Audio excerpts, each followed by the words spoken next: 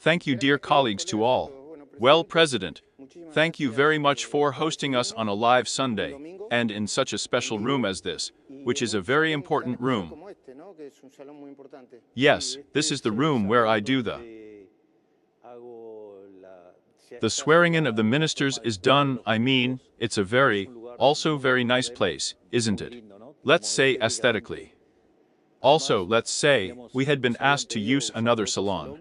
It's a difficult room for me in terms of lights. Why? And why is it mirrored, and I am photophobic? Yes, then, but well, it seemed to me that it was also worth it, but nothing, the issue of mirrors. Shall we go straight? I have dozens of topics here. Let's see. Never to the left, never to the left. Since the incident between Santiago Caputo and Mainz, what it takes away. The agreement with the Monetary Fund, the information from the New York Times that we are going to analyze. Whatever you want. With Noeli, I punctuate them so that, to put in context, the decision to appoint Mancilla's son by decree, the request for intervention to the province of Buenos Aires, and it was like that. What Christina Fernandez de Kirchner just said. The discussion about whether accredited journalists couldn't do good coverage, economics, etc., etc. First question. We're going to mess with yesterday's speech, but what happened between Caputo and Mainz? Why did what happened happen? The reality, this honestly, from my point of view, the truth is that the speech is so great is what we went to do, that we went to present the state of the nation. The truth is that what we have done over the last year, we have done more than what has been done in 80 years. In the last 80 years of Argentina. It honestly surprises me that they give this entity to such a marginal thing, especially because, let's say, Mainz has deliberately lied.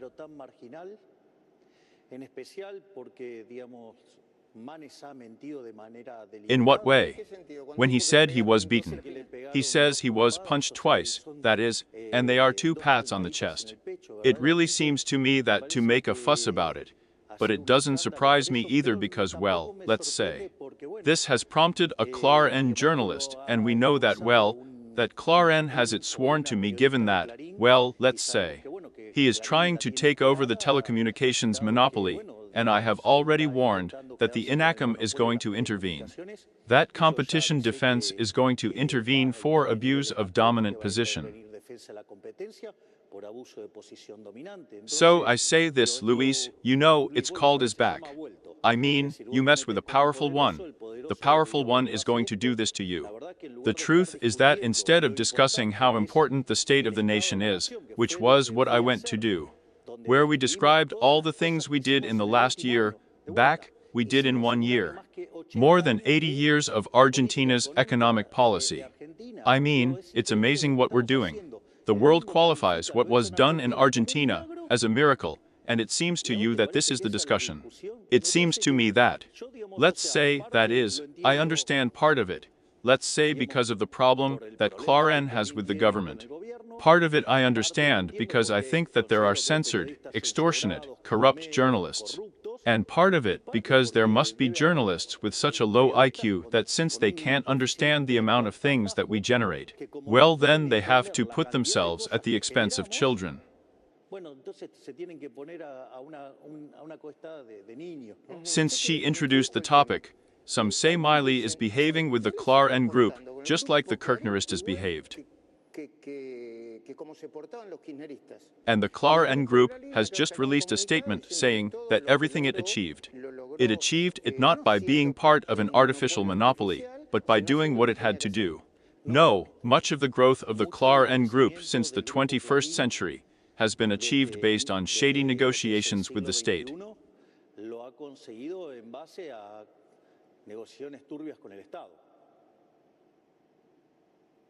Let's see, let's be clear. Today, Clarín says that I made a mistake in the speech. That's false. For a change, Clarín is lying. Let's see, I'm going to explain something to you. It is true that Clarín was heavily indebted in dollars, but it is also true that he was not in a position to repay the debt. That is, Clarín was going directly to a call for creditors and to bankruptcy. As part of the negotiation with the Dualdi government to give a positive stage, let's say Dualdi himself, and if not, let's say that they start investigating who are those who negotiated those caps.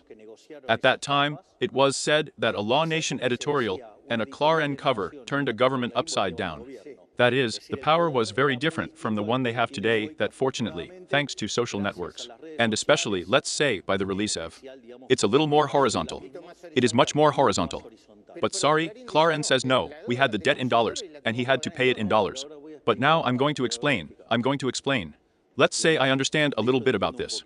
No, I'm asking him. I understand a little bit about this. So, what's going on? When comes the asymmetric pezification and so on, Clarín had income in pesos, yes, adjustable for inflation, because then inflation changes. The price of today's newspaper is not the same as it was in 2002, for example, or in 2001. That said, I had the dollar debt, and I was technically broke. Clarín enters what is a bankruptcy hearing. That is, it is not yet a bankruptcy, it is a bankruptcy. This is where debt negotiations with creditors begin. In that context, in the middle of 2003, comes out a law that is of the preservation of the cultural goods, cultural property, and cultural assets and heritages. That law was also, let's say at some point, it was called the Clarín law. Within that law, there was a modification to the bankruptcy and bankruptcy law that stated that then the creditors could not advance on those assets.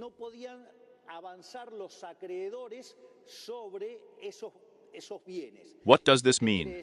You entered a bankruptcy, and in that bankruptcy, as those assets could not be, the creditors could not advance on the assets. What happened to those debt securities? They practically collapsed. Why? Because the creditors had no bargaining power, which favored them. And what do you think about it? Let's say to you, let's negotiate. Suppose you have a debt to me, and now you can't execute my asset. How much is your debt worth? Less. Now. No, it's worth what I want to pay you. But that's not all, Luis, because this is very important. That said, they modified the bankruptcy law camouflaged in that law to the approval of Clarín and others. The day Clarín sent the call for creditors, at that time the call required 67% of the votes.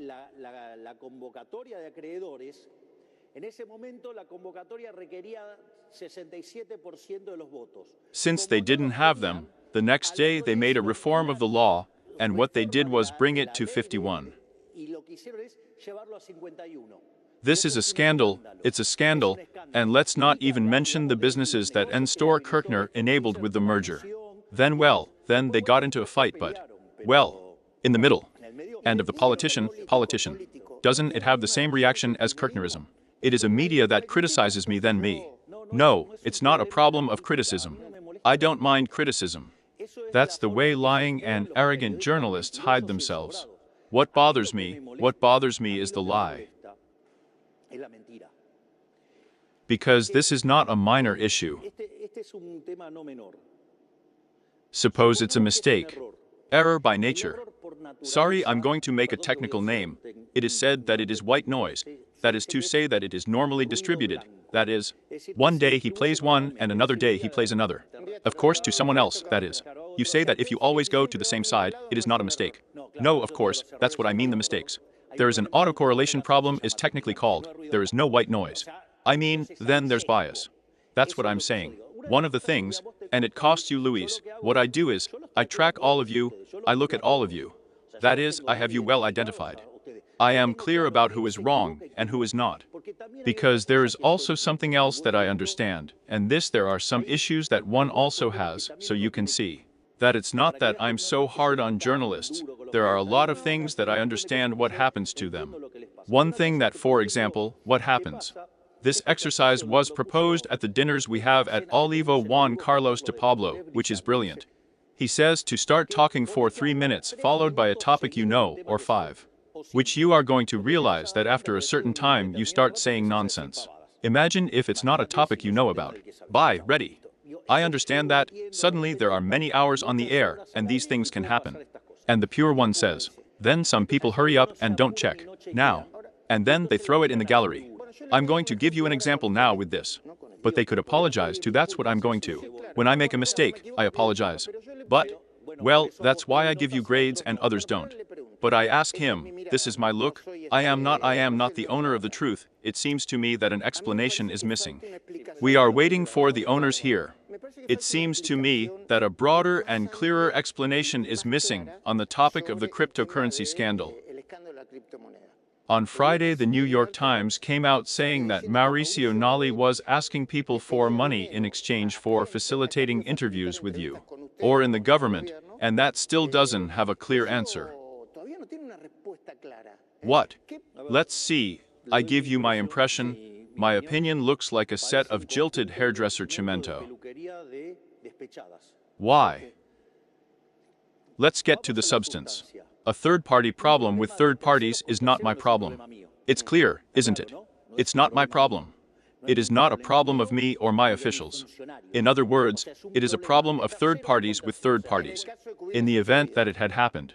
Exactly. In fact, the note itself are all conditional. That is, they take good care of themselves, because they are still hairdressers' chimes. Luis, I'll give you another example. For example, one of the slanders and insults that were released in the campaign, the sale of candidatures, intervened the justice that. It is. He proved that there was nothing, and it was not good because it told B. They were all criminal charges.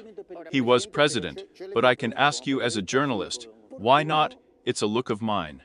Why doesn't he strongly criticize you or someone from the government, and it's a qualification of mine? The unpresentable Helen Davis or Novelli, who is accused over and over again. Why? Why? Is he condescending to us? No, it's not that I'm condescending. When you want to accuse someone, it's a serious thing, and the accusations you make are serious. In fact, the accusations made by many journalists are very serious, and I am waiting for justice to end. Because I am going to go against those journalists who have lied, slandered, and insulted. I'm asking him, Luis, do you think I'm saying, back, let's say, given my character, do you think that if I hooked you doing something like that? Let's say I wouldn't be telling you now, and they wouldn't be screwing it in your face. I mean, on the air. It would be the ideal time to do it. That is to say, with which, being that I am a very direct person, it is a fairly normal thing to say. If I had any difference of those characteristics that I should owe you. Having said that, it is an issue that is in the justice, and that puts it in the justice. So I'm not going to get involved in hairdressing tricks, I mean. Jilted people who say maybe they wanted to have the meetings and didn't have them, what do they want me to tell you? I mean, the truth is that it's a third-party problem with third parties, and it has nothing to do with my government. And the last one in this regard, he screwed up. He realized that he screwed up. Ex ante no. Ex ante, no ex ante no. And this I explained. Yes. But, would I do it again? Well, that's it post. Yeah, that's why. Well, there's a reason I put up the walls that I put up. And are the walls already up properly? No. Well, man, I think we're a lot safer, but here's what I'm getting at. There is a very clear problem here. Argentina is a country that over the last 100 years destroyed its credit market. In addition, there is a huge tax burden that pushes many people to informality. All these people who work as programmers in artificial intelligence, with software development and so on. Many of them work informally, and what's more, in fact, they directly bill outside and make arrangements outside. In fact, when the person in charge of ARCA wanted them, he wanted them to go and get information. To collect taxes, I automatically kicked her out. Because let's say, my government doesn't. But I wanted it. It was an informal sector, and I wanted to incorporate formality. No, I wanted to collect taxes from him, which was something else. It was that he had a bad intention behind it, which was the repressive mechanism that the AFIP systematically used. I mean, that's not going to happen with me. Having said that, what I am going to is the following. Those people who are in that informal segment do not have access to the credit market, either because they are totally informal, or the part they make formal is not enough for them to put together a credit folder. Then they do not have access to financing. And you thought that was a good instrument to make. Let's just say what they proposed to me is that they were going to create an instrument to give financing to these projects. It seemed barbaric to me. Because here you do not have, for example, as in the United States, the capital market, that is, in the United States. There are large companies that finance a lot of projects because as long as one comes out, that's it. So that doesn't exist here. Then, and given what happened, you didn't sin a bit of. Let's see, I want to choose the word to be careful. He doesn't use the which. He didn't sin a bit of candor, of naivety, but whatever it is to help Argentines, let's say that to me, it excites me. Okay, let's see if I can do it with an example. Yes. There is an example that I love that I told it several times, which is the case of Sebastian Battaglia. In the final against Milan, the ones who kick penalties, right? So let's say, close the penalty, the journalist finishes, he wants to go to Fest, and tells him that he is sorry for having missed the penalty. Then Battaglia, with an enormous wisdom, because at that moment, there is that duty of that wisdom, tells him, have you ever kicked a penalty in the final? No. Then? Well, the penalties miss what he kicks. Let's see.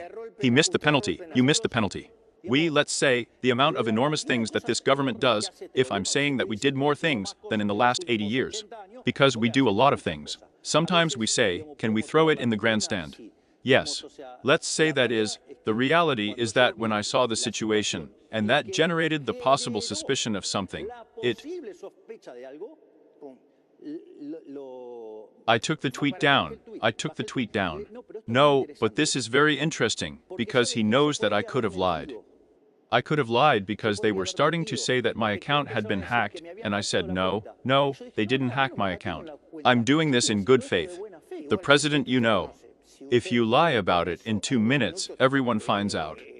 But there are people who say that these things happened to them, and they say that their account was hacked. The bill? No. Me, they didn't hack my account. Let's say this, I did it. In other words, it seemed interesting to me to disseminate a situation, but that people connected to these projects could find a way to fund themselves. That's the first point. The second point is as follows. When let's say I start to see suspicion of something, I come. That's what it has to do with my actions. The other has to do with how these types of assets, these tokens, work. By the way, let's say I know that to everyone who wanted to trade with this and everything is very hot, they are very sore. There is a statement from the SEC, the Security Exchange. Now, not from 48 hours ago. Before the New York Times story. What a coincidence. Because the New York Times is a media very aligned with the Democratic Party, and they are very anti-Trump. The agenda. Sonk par excellence. What did the statement say? Basically that the assets, let's say that this type of instruments are not considered active by the SEC. Because let's say they do not represent a store of value, there are no promises of payment, therefore there can be no scam. I understand. No, but this is not minor, Luis, sorry. There can't be this one, because it's not formal. And not only that, it is not so regulated, and also says they are so insignificant in terms of volume, let's say. What? They don't care. That they don't consider it.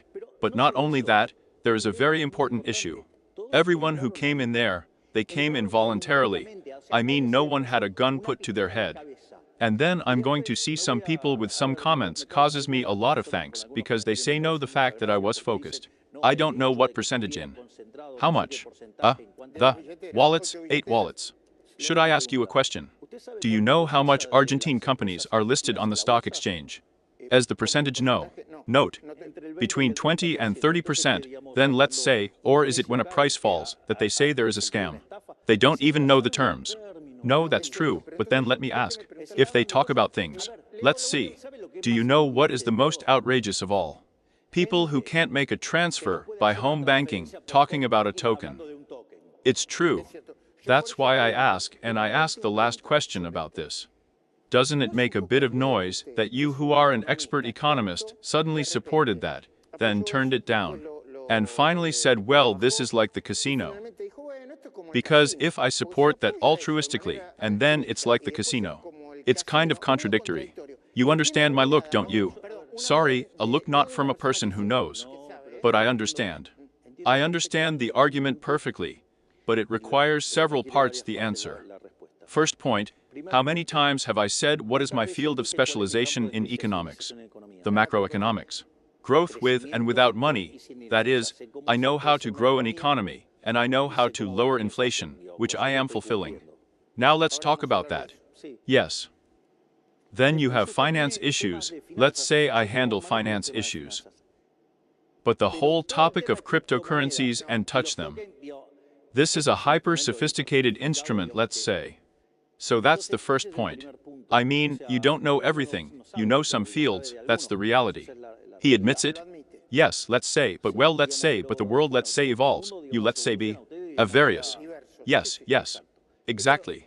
Let's say that on the side of what is my specialization, let's say, I say give up on those things. The other thing that is interesting, I understand. Let's say, saw a TN journalist make the proper comment of a person with IQ deficit saying no. The analogy with the casino is bad. Let's say, one tries to make examples so that people understand. I made the let's say comparative example of the casino.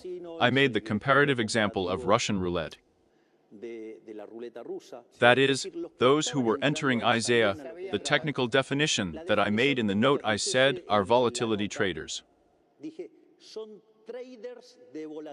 Yes. That makes perfect sense. Let's say because you know that there are bankrupt companies that are listed, however they are listed. Well, I give you an emblematic example in the Argentine stock exchange, Espadrilles. Are you still quoting? For many, many years, that is. Can it be broken? It was bankrupt, to quote. Because basically when in real options, which is an evaluation methodology, when you have a lot of volatility, that adds value. Okay. So, these people, let's say, I found out later, they are so extreme that they would bring only volatility. They don't care, let's say there is back, literally, they trade volatility. In fact, in some sense, let's say that the SECA statement also says that, in other words. All the guys who were in there knew what they were doing. So let's say this, let's say no, when we say how you lost money. Let's say you go and cry. Well, let's talk about politics related to this. Christina came out today to say tell him you serial scammer, Denier, and now he's going. Christina calling me a serial con artist. I say, I warn you that she is the one who is twice condemned. He has the problem of the cause lost sauces. Oh, sir, I say the little rose. Roadway. Diego, road. I mean, they found 5 sticks of green in the box for the daughter who never worked. Come on, let's be serious, Moreover, if there is someone who has cheated in Argentina, let's say it has been politics, and especially the Kirchners. Where are the funds of Santa Cruz, the 600 palos verde? It was 1,000 and something, at the price of 1,100. No, well, imagine if you adjust it for American inflation and everything. I mean, the theft is even much bigger. Because it's 600 sticks from the time of convertibility. Not only that, but in addition. Where was she, let's say, was she part of the political cast, let's say, of the coup de duel de la Ara? No. You know what there is, we talked about that yesterday, for this for Clar and a lot of people. There is the statement that Patricia Bullrich Ovid made to him, it's 8 hours. It would be nice to get it to see, let's say, because it precisely gives all the characteristics of the coup d'etat. That was made to de la Rua, and who are those who actively participated, or let's say, or let run. But the Kirchners were there. And let's say, who was Duhalde's bishop? Kirchner. Look at you, and I'm going to tell you something. One of the things that I explained in yesterday's speech is that I explained about the fund agreement. I explained the balance sheet of the central bank.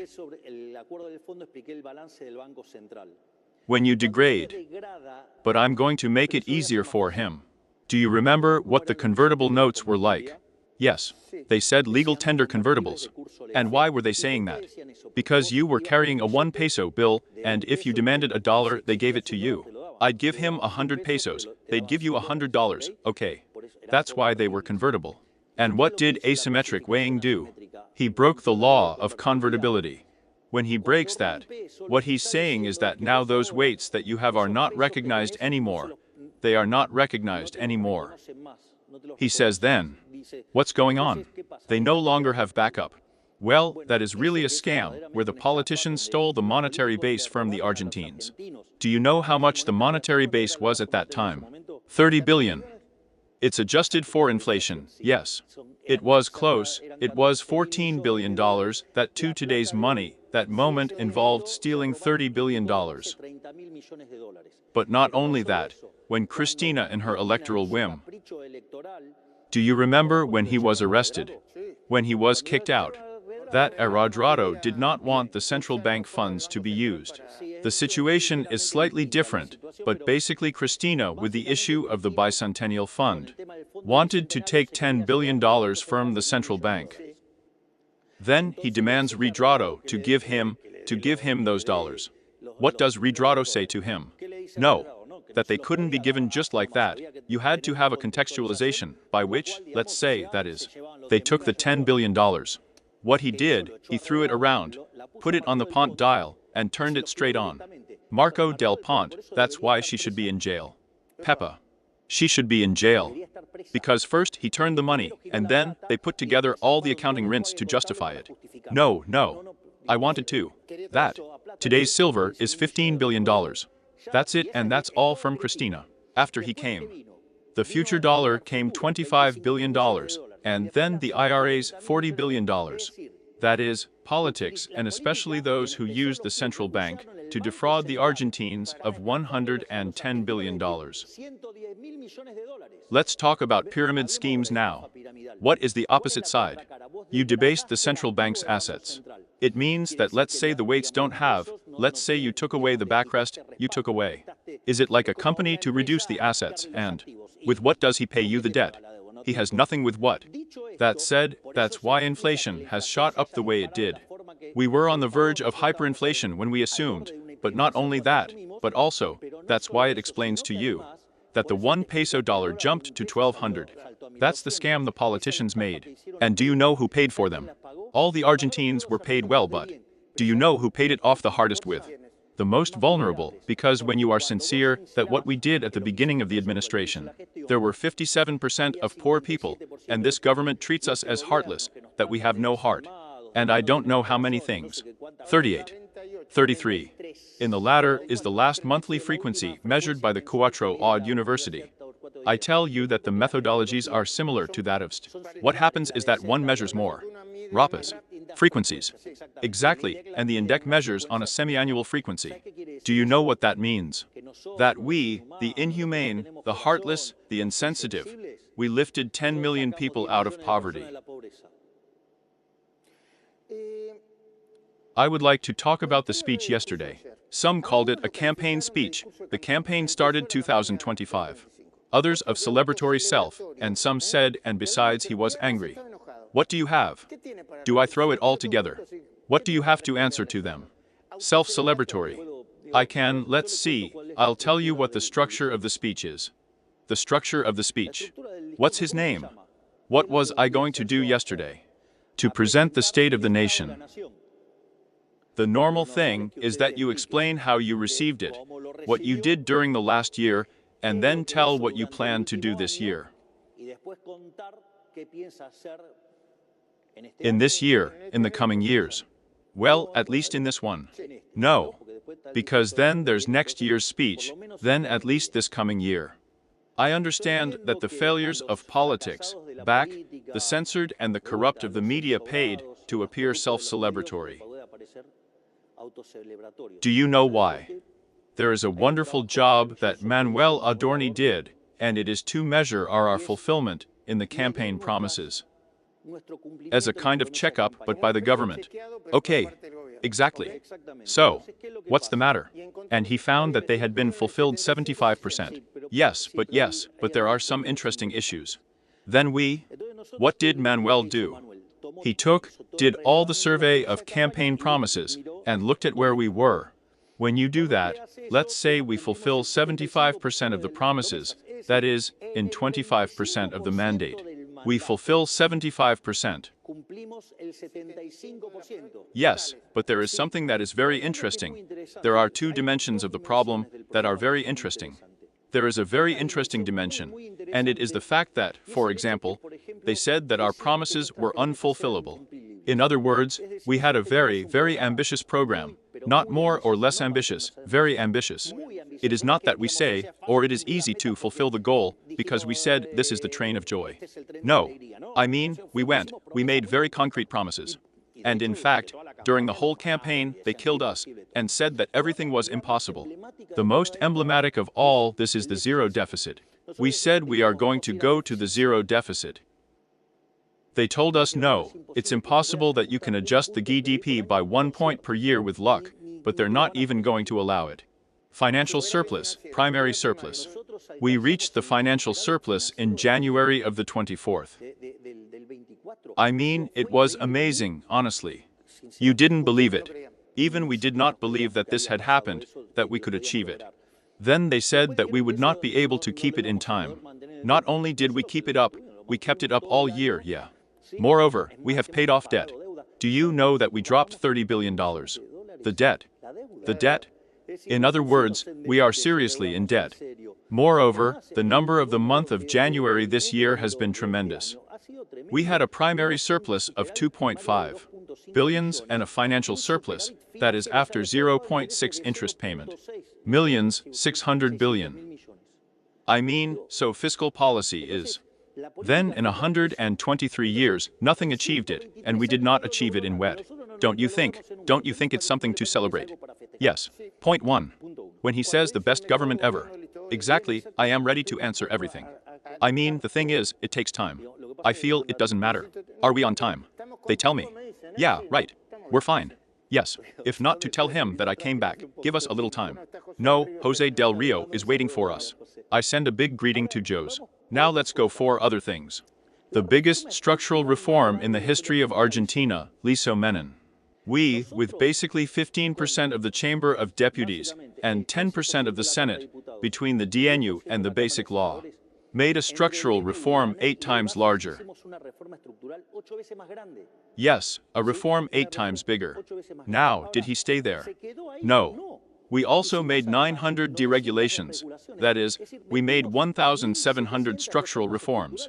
Let's just say, I understand that people find it difficult to assimilate this. Do you want me to be honest?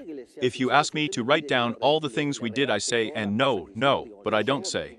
I have no way of remembering 1,700 things. I have to get the papers. To be honest. That's where what falls in the middle is. Not to me, it's just that people think whatever they want. The best government in history. Because we are the best government in history. The best government in history. We are the best government in history. I'm going to explain to you why. There is a work by Gerardo La Pobrera, Bozzoli, and Irigoyen called Passing the Back. Back, did you see when you do a post race? Passing the back is when you pass the post to the other. Then, they developed the macroeconomic pressure index of Robert Barro, who is a professor at Harvard University. A friend of Federico Sturzenegger in addition. And one of the things that shows that government, the first Menem government, was the best government in Argentine history. The Menem government had 2 characteristics, if you will, a successful stabilization program and a program of structural reforms. The program of structural reforms, and I only take DNU 7023 and law bases, is 8 times larger.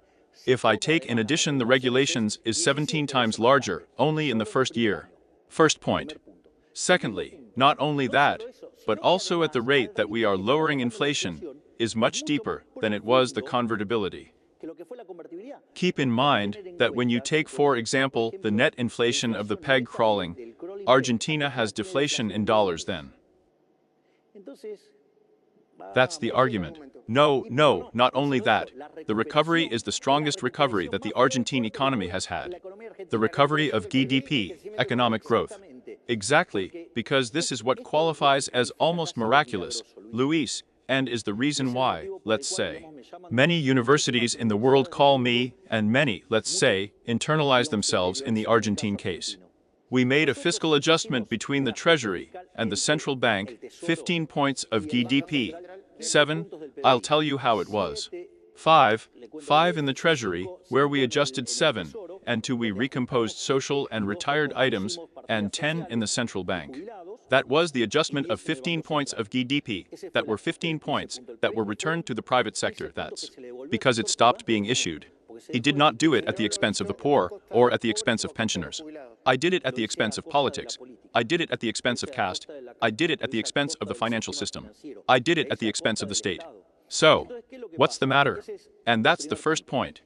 With adjustments of half, given the international empirical evidence, GDP should have fallen between 10 and 15%.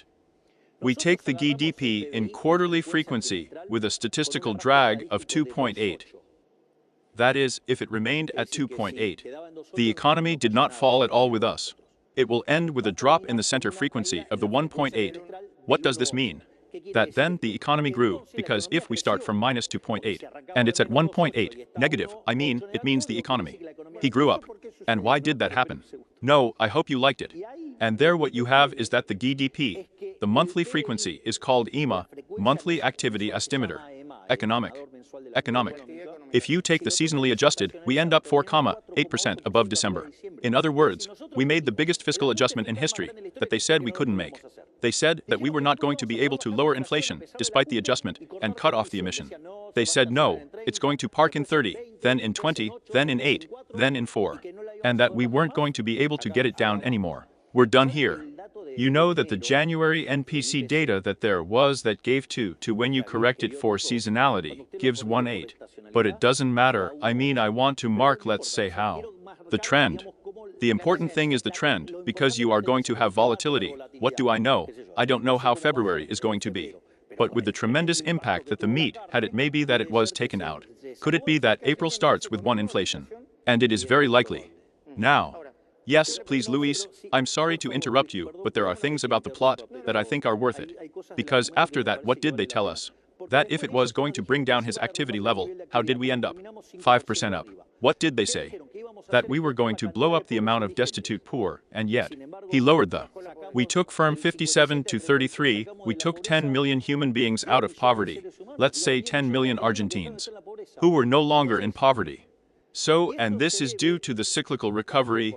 Note that Argentina hit a floor in April, and there it has been almost growing. For about 10 months in a row. The same with real wages, that is, wages beating inflation. Have wages increased? Or why are they expensive in dollars? Why are they expensive? Tell me, you are the president. They are not expensive for me. They are not expensive for me. The prices are expensive. Prices in dollars are expensive. I don't know, let's say me. I don't have the feeling. What I think is that it may be that if you tell me, let's say, there are a lot of entrepreneurs who were usually not used to competing with a deeply unstable economy where the capital stock was small. And with a small capital stock, let's say they had enormous returns that allowed them to lead a comfortable life. Well, then they're going to have to get used to competing. And they're going to have to get used to it. The clothing entrepreneurs, the gastronomic entrepreneurs. Those who want to, let's say, are going to have to get used to the fact that this is an economy that is on its way to destroying the country risk. Then you have to work on efficiency is a problem inside the company and what we are bringing to the population. It is the saving of 15% of. Yes, not only that, because in addition, the 5% growth also adds to it. But note that this is important to the extent that I lower taxes that allows wages to be higher. So, we lowered the seigniorage by 15 points of GDP that we returned to the private sector. Before we were on the verge of hyperinflation, because let's say wholesale inflation was running at a rate of 17,000. Down. Sorry, it's not that I want to tell you that in 5 minutes, but taxes have to go down even more. Retention. You think that? The tax. I was in Mendoza, the gross income tax is one of the highest of the world. Do I love the point? Who collects gross income? The governors. So it's not my problem, it's the governor's problem. And in Mendoza particularly, also the electricity tariff is very expensive. Well, firm there it may be that the problem is that here we say there is still to recompose the price. But in fact, we have made all this stabilization adjustment, that is, without expropriation like the Bonex plan, without fixing prices, without fixing the exchange rate, yes. And also by recomposing relative prices, that is, tariffs. But let's see, look, we eliminated the Lord and gave the population 15 point back the GDP. Not only that, we eliminated, for example, real estate transfers. We eliminated withholding taxes for regional economies. We temporarily lowered the withholding taxes for traditional products. We removed tariffs for a lot of imports. We removed, let's say, restrictions for cars, hybrids, and cars of a certain range. I did the accounting. It's like 3 taxes that we lowered, not that. Back, do you think Rome was made in a single day? Well, I also have to preserve the fiscal balance. Okay, let me ask you things that just happened, and what they are. I don't say pimp, but to go and come back. Did you feel comfortable with the empty enclosure, with a good part of the enclosure empty? Not because it seems to me that message is given. It's not very interesting. He knows what it is. The atmosphere was totally different. I say maybe it's a foretaste of the Argentina that is coming, an Argentina, let's say, where there is no place for lefties, resentful and cockroaches. Let's say that everyone is willing to break up, and let's say, and there are those with our differences, because we can have our differences. But we want to go to the side and towards the ideas of freedom. Did you feel comfortable? No, the image of an empty enclosure did not give him institution. Don't they stick the country risk? I mean, let's say, I would say that we should celebrate it because let's say that means that. Let's see, can't they even give an account to society? Do you know why they didn't go? Why didn't they go? Because you can't bank on so many truths, you can't bank on so much success, and because you can't bank on it, because don't let them. They don't stop being left-wing, resentful, envious, unsuccessful people. Then, in front of other people's success, they get bad. That's why they didn't go. I don't know. And it's also a postcard from the future, let's say. That's going to be getting more and more violent. It is true that accredited journalists do not. Did they not make them feel comfortable to transmit the speech because they said that the protagonism should be only theirs? Honestly, do you think I got you into those issues? No. I'm asking him. 4. What I understand is that there was a rearrangement of the places, but you. No, he didn't worry about that. No, not yet. It seems to me that I have some more interesting topics to take care of this. Is everything broken with Vice President Victoria Villarreal? I'm asking you a question. You think that, for example, the CEO of a company matters to you. Let's say that in this case, it would be the Argentines who own the company. Dude, if A and B get along better, worse, let's say, what matters to him is if the results. I mean, I'm asking you a question. Recalm and Palermo did not get along, and if and Palermo kept scoring, and Boca kept winning. But they don't get along. It doesn't matter. Let's say here, let's say, does it work? Ready? There. You said I need to finish. Was it like saying the one who rules is me? No, it seems to me that he was too early in wanting to end the session. I don't know, maybe he forgot that I finish my speeches with Viva la Libertad, damn it. What tense silence? No. Tense silence. Why tense silence? No, I'm not saying I was. Are you getting tense? Me? No, I was fantastic. I'm fantastic. And but listen to me, I mean. My speech, how do you end, Luis? My speeches all end the same. God bless the Argentines, may the forces of heaven be with us, and long live fucking freedom. What is that? He must not be watching my speeches. What does he want them to tell you? President, let's see if... But you take it as if I didn't get it right anymore. Did you ask Kicillof to resign? Did he announce that the province was going to intervene? Does the province really want to intervene? Or what he wants is... Can I answer the first 3? False. Fake what? False is not so. I did not ask for the intervention. I'm telling you what I said. Let's see, It's clear that the province of Buenos Aires turned into a bloodbath. First of all, it is a fact of reality. Yes. Sorry to interrupt. Here is Joe's Luis P. Rez. They were. What is that, teacher? We were working on. We were working in Olivos, and we came here together with the teacher. Since they are talking about the province of Buenos Aires, because I know that they were talking about precisely that. Obviously, let's say, or we are working hard, let's say, and Joe's Luis, or let's say, is going to be a candidate for deputies, let's say for the province of Buenos Aires, for the freedom of advance, so let's say B. And he's also the head of the budget committee, isn't he? The chairman of the budget committee, I mean, he has an important commission for this government because of that. Sorry for the interruption. You didn't say you were going to intervene. Exactly. I'll tell him what happened. What I say the following. The province of Buenos Aires is a bloodbath that, by the way, let's say, I sympathize again with the family of Kim Gomez. But, did you talk to the family? Excuse me. No. Not because I think it's demagoguery to do that. That is deeply demagogic. In this context, I mean it's like wanting to profit from pain. That seems very miserable to me. Maybe let's say people from our space have approached. That said, what I'm getting at is this. What I'm saying is, Kitchhoff is part of the problem, not the solution. Kitchhoff adheres to the Zaffaroni doctrine, which is Guochism in law. I see when I go and get angry with the C, well, the Guoquism in law is Zaffaroni. What does this mean? That puts criminals as if they were victims, and victims as victimizers, which is a disaster. That is, then it ends up rewarding criminals, and rewarding criminals is punishing the honest and good people. Consequently, he is part of the problem. He is part of the problem. Then you can't work with him, because while he wants to free the criminals, that is, and he gets it with the good guys.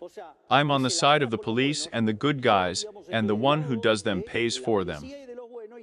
That is, while he adheres to Zaffaroni, I adhere to Gary Becker and Rudolph Giuliani.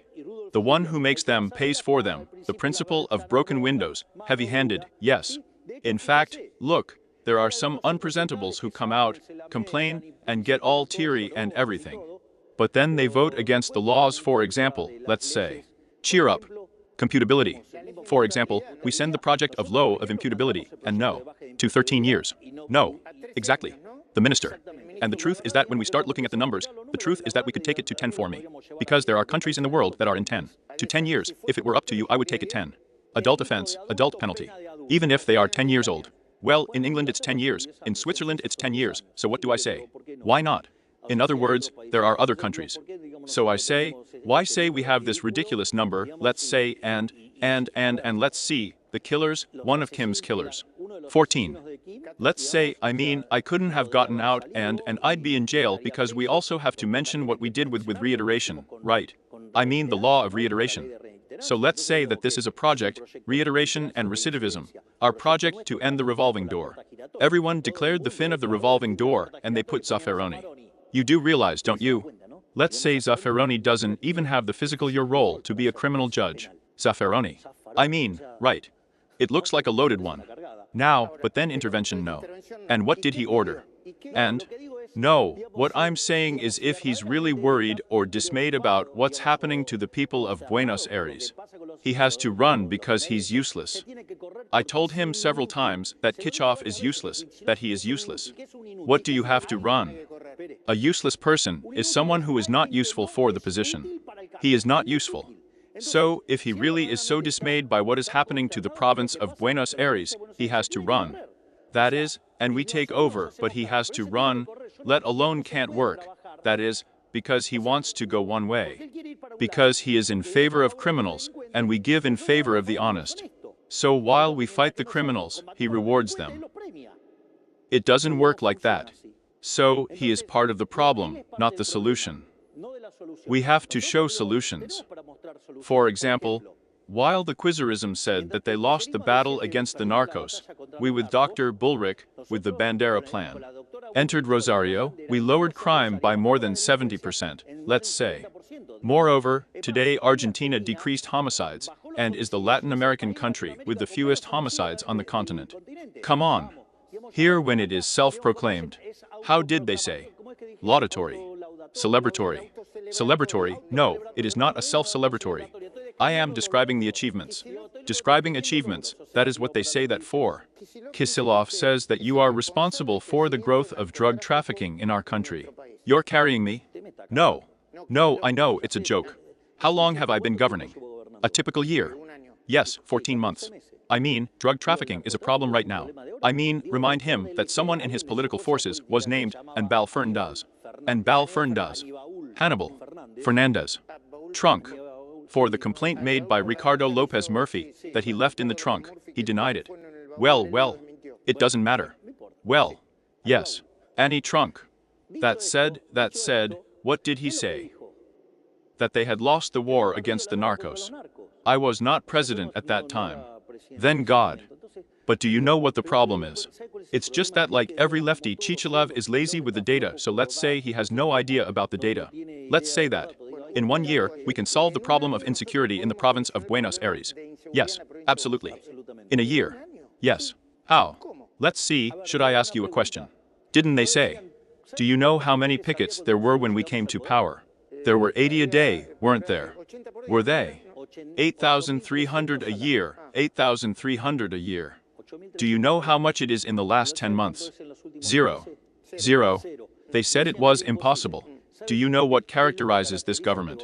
And to make possible what the political caste says is impossible. Speaking about security and pickets, the head of the city government, Jorge Macri, said, "Che, the pickets too.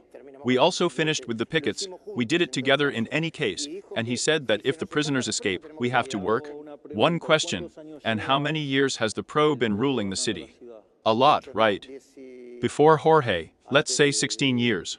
Horacio Larreta, Mauricio Macri, and why are you asking me that question? What do you want to tell me? Because before there were pickets and other things, and they didn't fix it. They were fixed during our government, with our action, with the action of Minister Bullrich. Let's not say, that we want to take credit that we don't have, right?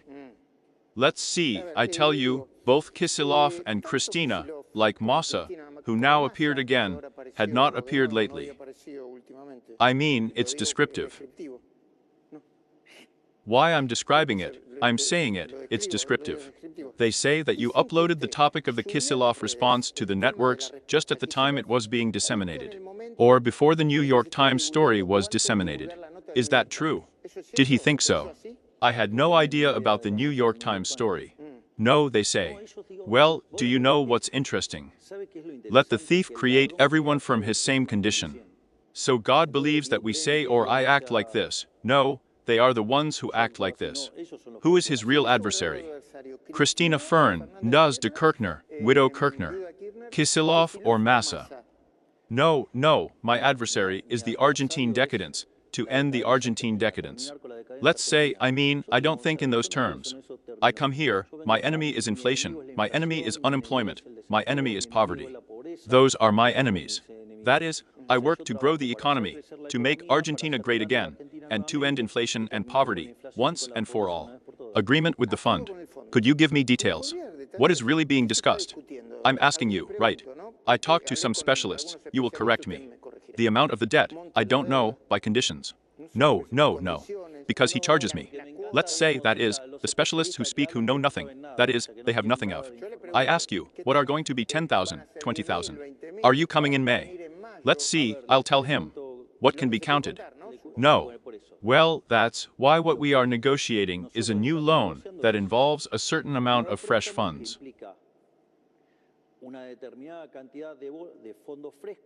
These fresh funds enter the treasury, but unlike what all the criminal governments of this country did, who took the funds from the monetary fund and sold them to the central bank and took pesos to spend.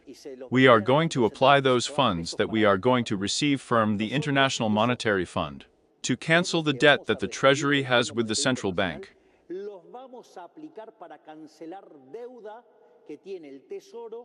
And nothing else.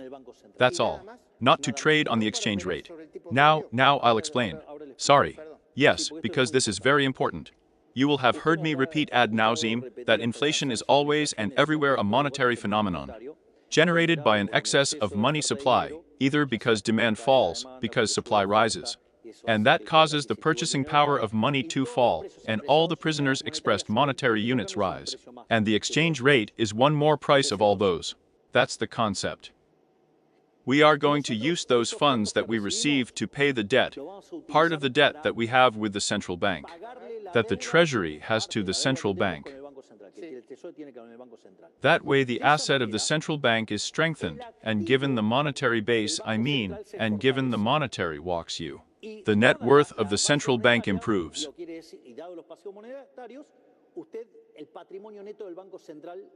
That causes the long-term price level to fall, and therefore, the underlying inflation rate that the economy has fall down. That is, it is a way of determining with the problem of inflation in Argentina. Now the issue is, but I tell you that gross debt does not go up. Why? Because I'm using debt to cancel debt. That's the first point. If you want the external debt, let's say we talked about it with the Professor Espert when we came, it also does not increase because, just as let's say that external debt is coming in, let's say it is also in the funds, so the net external debt does not increase. But this is very interesting because, what could the typical impoverished Argentine politician say? No, well, but the net debt is going up. Now you know that if you say that net debt is going up, it means that they are not recognizing the monetary base as debt. This means that they are implicitly saying that they want to break the Argentine total with inflation. Who's saying that? Politicians who say that it is an increase in net debt because, basically what they are saying is that they do not recognize the monetary liabilities of the central bank as debt. In other words, you should be paying for it as inflation. Obviously someone could say, well then you are telling me that you are changing an explicit tax. On the other, by an implicit tax, that is inflation. Debt for debt. Yes, but the type of tax is different. Well, in principle I would say, look, let's go to a tax that is not distortive like inflation is. And consequently the allocation of resources of the economy is going to be better. And there is going to be an upgrade in the quality of life of Argentines. Let's say not only that, but also that this is very interesting. It is a tax that hits harder on the number of poor. Or when you look at the impressive achievements that we had in terms of poverty reduction, where is it explained? The decrease in inflation is explained in the increase of the real salary, in the increase of pensions in terms of the increase of the, and in the increase of the alimenter card. I say what explains the brutal fall in poverty during our government in the first year. Having said that, then I say good, but then you have to pay it with taxes. No, you don't have to pay it with taxes. The debt taken. It is going to be paid with a fiscal surplus, and we do not make a fiscal surplus by raising taxes. We do it by lowering public spending. Basically, what I am saying is that we are going to make a transfer of wealth from the state to the private sector. And that in addition to bad freedom. And when is the signing going to happen with the fund? Well, we are now going to be sending the program to Congress, and then, let's say, the approval of the board will come. And once that is done, let's say, that is, the funds arrive. And the calculation May, June cannot be said. And for those who say that having announced that he is running for Congress is a condition that the monetary fund asked of them. Did the fund ask you for that, or did you propose it to them? No, that has to do with our legal system. Let's say since Guzman put that law in place, it has to be done. Of course. And you are okay with that. It doesn't matter, let's say, when are you going to play a football match? How many is he? To be able to put 15. No. How many enter? 11. How much of an archer can he have? 1. Ready, go, I say the rules of the game are the rules of the game. I say game, I play on the court that exists. How much will the economy grow this year? I do not dedicate myself to making forecasts. What those who dedicate themselves to doing this are saying. Are seeing that the economy is going to expand, at least it will grow 5%. Okay. But then again, I don't do that kind of thing. Lijo and Garc Amancilla, many people wonder, President, I tell you people who voted for you or who are enthusiastic about you. Says, President, was it necessary to do it this way? It's a mess. They enter with force. Why with force? Well, by a simple decree. It's not the usual way. No, let's see. Because here we also have to be very careful with the Republican nerds. and that every single thing he doesn't like, he says is unconstitutional. But the Republicans? Let's see, the Republican nerds get like that. No, and the problem is, I say because I have seen many criticize that they are not even lawyers. The problem is that they do not like it then, as they like it says that it is unconstitutional. He knows that the test. The same, although you can't criticize, let's be horizontal really president, because if not, not everyone. Well, but what is the value? Let's revive Einstein, and you go and discuss the theory of relativity to him. Not me, me. I don't know. We're not going. I would ask him anyway. Okay, well then they're to say that it's wrong, or that it's unconstitutional, or that it's totalitarian. I say there's an abyss. Do you know what the best sign is that, let's say, it's within the rules? That I have said, by the way, let's say for the ignorant, I say it is within what is Article 99 of the Constitution. The court itself took him to Gark a Mansilla. He swore an oath to Gark a Mansilla, so let's say clearly he is within the rules. Now, what's the problem? Don't you like that it's by decree? Look, Macri, when he took office 3 days later, he did it by decree. And they did not accept those who then went. Okay, but now I'm going to tell you what happened to me. Yes, let's say, the first thing I did was a decree. No, he submitted it in March last year. Fine. Let's say, the judges passed all the instances, and yet the Senate did not take it out. How did he not take it out? Could I have entered the decree on the 21st of November? What did I do? Did I enter decree 21st of November? No. What did I do? I sent it in extraordinary. I mean, I gave the Congress, I gave the Senate another chance. Well, if the Senate, let's say to do cheap politicking, doesn't let the court work the way it has to, it's a scandal. What? I sent it by decree. He could also say that you sent him by decree because the votes did not reach him. But they would have voted and done, and not voted, and not voted, and not voted. That's also where many operators and liars lie that he said no, he has a political agreement with Christina.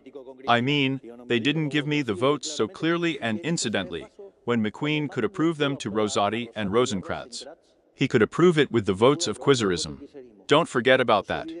But having said that it is not a minor issue, besides the appointment, let's say, is for this legislative period. Or they are in committee. Yes, but with that criterion he's going to be able to vote on it year by year, he's going to be able to present it year by year. Well, let's say that then what? The Senate must work and do its job. But, do you know what the problem is? The truth is that justice is being manipulated, and the only thing they are doing is cheap politicking. Do you think so? Because look at this is paradigmatic. I said it yesterday in the speech. There are 5 members of the court. How much was there? 3. I mean, it was working with the 60s. 40% were not there. Now there are 4. It's okay but good. No, sorry. It is already at that moment. Yes. That is, 40% were not appointed, and let's say, and bogged down in all politics, because everyone wants to. What do you want to do? Put in your own judge, right? That said, now if you look at all the federal justice has the same problem, 40% of the positions are vacant. And we are willing to fill it, but what's the problem? They are doing cheap politicking with justice. I understand, they are meeting in the last minutes. They let me know when I go to the flat again. I have 2 minutes. 2 more minutes. Of course. Having fun. President, you are going to be sworn in, the son is going to be. Let's see, I tell you, as I say that this is interesting, as the son is a federal judge, he is asking for a license. This license, let's say, was already approved, now it has to be approved by the court. Once it is approved by the court, let's say they will take a trial. If the court says we won't accept your license, and why won't they do it? Let's say it is accepted by marriage, I mean, why won't the court accept it? I don't know why, because he doesn't think it's right. I don't believe God, but it doesn't matter. I mean, let's say instead of arguing, let's say theory. Let's say let's wait for the facts and discuss the facts. Mauricio Macri said he did not like the son in court. Well, let's see, do you like all the things about someone? No. Let's say a woman should like all things. The thing is that this is more institutional, it's not a problem. But it's not a problem of preferences, and that the son has had very sensitive causes. That there are people who have hurt their pocket with the son. Having said that, let's see, the federal judge said, so he has the conditions of a judge. He has the conditions of a judge. Not only that, I will give you more details. He is a specialist in drug trafficking and cybercrime issues that we do not have, let's say. The issues of terrorism, which is a very complicated issue. Not only that, but also to be respected by his peers, that is. Not the cassation did not revoke any of his rulings. Not only that, but also when they say no, who sleeps the causes? How long do the causes take? They're just the sons. Actually inside. Del? Everyone was late, General. The son was late, but? Well, and you know what? I'm going to tell you something. The only strictly political politician who was imprisoned. Who was it? Menem. Voodoo. And? In office, yes, she is the vice president. Well, a vice president. Who put him in jail? Sandpaper. Thank you. Yeah, well, it's an argument. Why did Argentina's position regarding Russia's invasion of Ukraine change so radically? I saw it with Zelensky, I saw it, and now it seems everything. No. Do we always, let's see, want to make it rough first? Come on. Let's put the rough. Who did I always say my international policy was going to be aligned with? With the United States and with Israel. Okay, the United States and Israel. Yes. Point 1. Which brings me to the same place I always said I was going to be, point 1. But at the same time. But now I'm going to explain about Ukraine. He explained it brilliantly, I think, in one interview with Esteban Trabuco. In More Nation. Brilliant, I mean, if you want, let's say, the right explanation, let's say it explains. Now, what is it that happened? This is very impressive, because Trump came with a pacifist imprint. He is actively working on the Middle East conflict. He is actively working on other conflicts that we say are happening. And he is actively working, and I know, I can't reveal them because state information. And he is actively working for peace between Ukraine and Russia.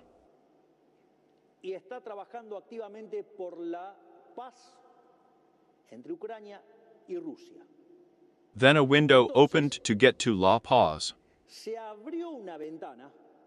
And this does not change one iota from his position. But in fact, let's say, what is it that I did? We did it in a line in which we say we favor peace. That is, because back, the difference between Ukraine and Russia, if he does not get to have the support of the United States. Trump told him,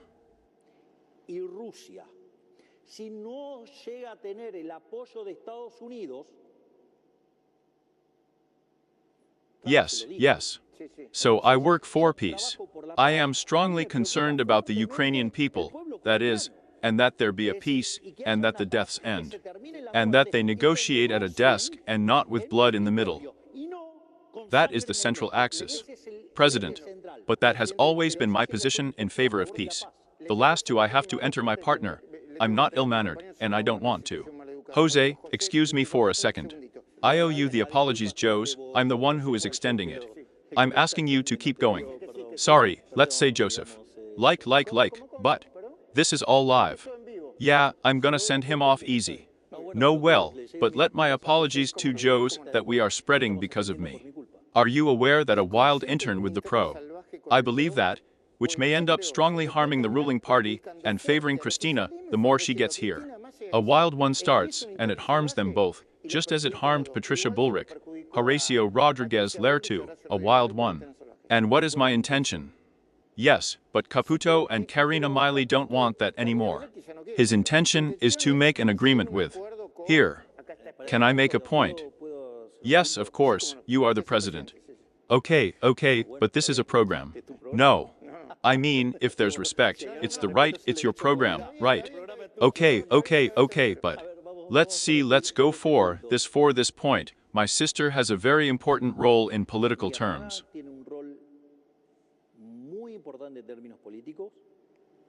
Santiago is a truly brilliant mind, he is an outstanding one, but the president of the Argentines is not me. And the one who makes the decisions is me. And here my goal is to end once and for all the quizerism.